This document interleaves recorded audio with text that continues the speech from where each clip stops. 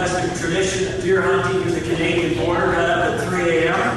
Unfortunately, I was practicing a new conservation technique for deer called shoot and release. So I have some work to do on that front. But I'm delighted to be here. I want to thank the chairman, Matt Strawn, Aaron Strawn. They're dedicating themselves to the improvement of this party. The conservative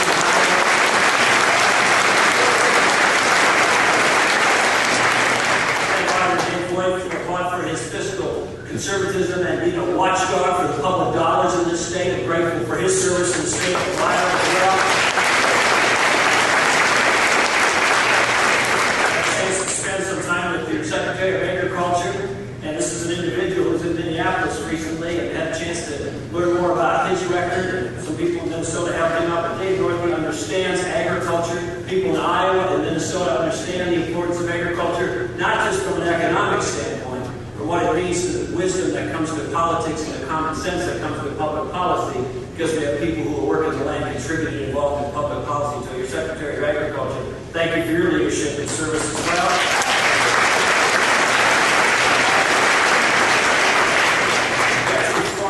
Legendary governors in this state. I had a chance to visit a little while ago with Governor Ray. I've heard so many good things about him. It was quite a treat and an honor to be Governor Ray. And also, of course, to be with Governor Branstad earlier as well. Thank you very much for your service to Iowa.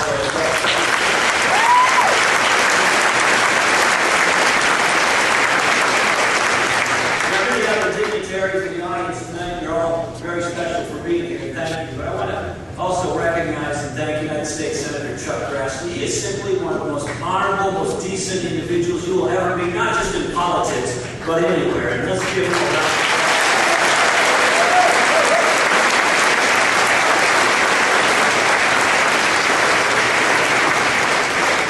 Senator Grassley is one of those individuals who I think has changed Washington more than Washington has changed him. And he's been in the eye of this storm of healthcare reform for many months now, really many years, if you look at the whole story. And Senator Grassley, I don't think that this bill would have been delayed without you. I don't think it would be killed without you. I think we have you to thank for the fact that many others that we have stopped so far, and hopefully we'll eventually be able to stop this terrible bill from passing. Thank you for your leadership on health.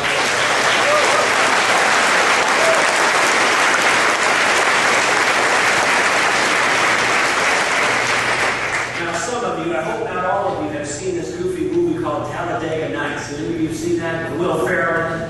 It's kind of a silly movie, but one of the scenes in the movie is he's at the family dinner table, and they're saying a blessing and a grace for very things that he's thankful for. He's praying and thanking for Taco Bell and Kentucky Fried Chicken and various other things that he likes. But at one point in the prayer, he says, "And thank you, Lord, for my red-hot smoking wife." And I think that captures the sentiment on how I feel about the First Lady of Minnesota, Mary Pawlenty, who joined me.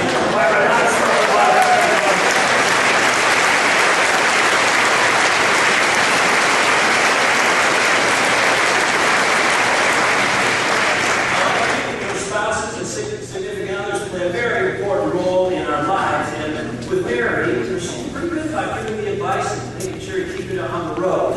We were out at our house in Eagan, Minnesota. We live part-time in the governor's residence and part-time in what we call our regular house. And some months ago, we were out standing in the bathroom in our regular house. And I was leaning in the mirror looking at myself. I said, "Mirror, I mean, look at me.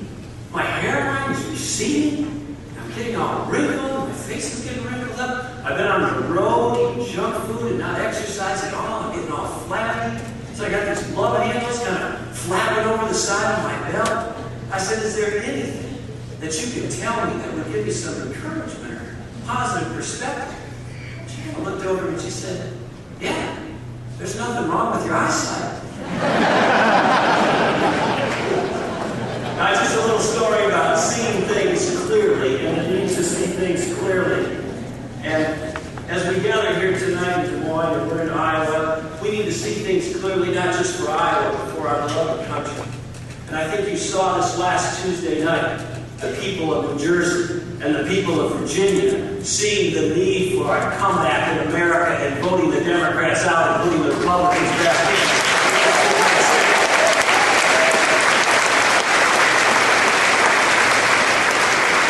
So they have launched a comeback for Virginia. They've launched a comeback from New Jersey, and now we need to launch that same kind of comeback in Iowa, and Wisconsin, and in Colorado, and other places. There's going to be 37 governor's races on the ballot all across America next year. It's a tremendous opportunity, and we have work to do.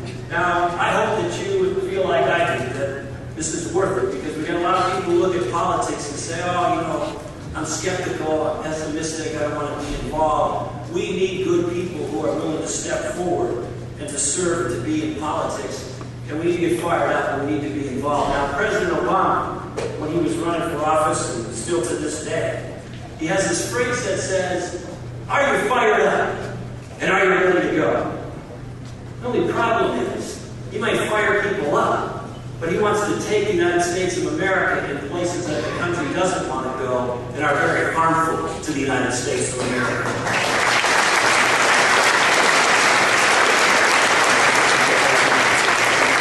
So I want to ask you, instead of asking you, are you fired up and ready to go, I want to ask you, are you fired up and ready to fight back? Yeah.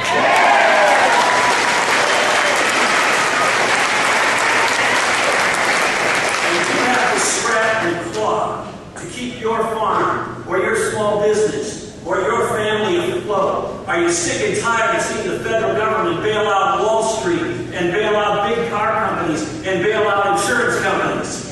Yeah. Are you ready to fight back? Yeah. Now, in his victory speech in Iowa after the caucuses, President Obama promised, and he used the word promise, he was going to bring Republicans and Democrats together to pass needed health care reform in a way that, we thought we were led to believe it was going to be pragmatic and common sense and the like.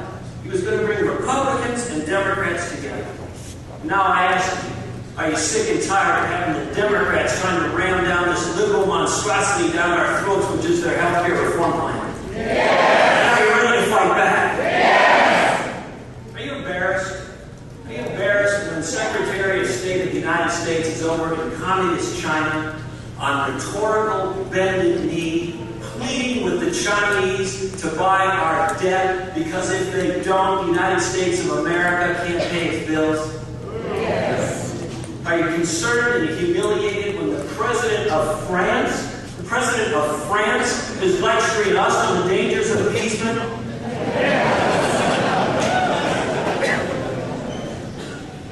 Are you fired up? Yes.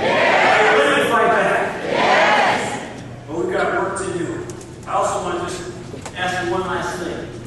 As you think about the future of Iowa and what's at stake for this great state, and you know that what's involved and what's at stake, the candidates that are going to be running in 2010, are you willing to be involved? Yes. Are you willing to get fired up? Yes. Are you willing to fight back? Yes. All right. Now, we got some work to do. We've got a long way to go. As you know, our country is in trouble, facing a lot of challenges. Our Republican Party needs to do better. We've had those victories in New Jersey. We had them in Virginia. But the last two election cycles in 2006 and 2008, they weren't so good. So we've got to be more than just critics for President Obama and the Democratic Congress.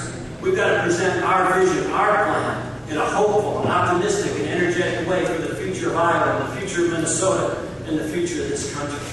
And as we do that, as Matt explained, our perspective on politics and public policy is shaped and framed by our backgrounds. Now, Minnesota and Iowa have a lot in common. We're a state that if you drive across the Minnesota border in northern Iowa, you really can't tell that you're in a different state in a lot of ways. And so we've got these common values, these common traditions, these common perspectives. And then each of us has an individual background that shaped our experiences and our perspectives as well. And for me, I grew up, as Matt mentioned, in a town that in the 1960s had mass layoffs in the meatpacking industry and mass layoffs in related stockyards. And I could see in the moms and dads in my community the challenge, the worry of economic downturn, and losing a job and what that meant to families and their budgets. I saw my own mom sitting at our family's kitchen table with the checkbook literally in hand, just fretting over how we were going to get the family checkbook balance. I remember that image and the families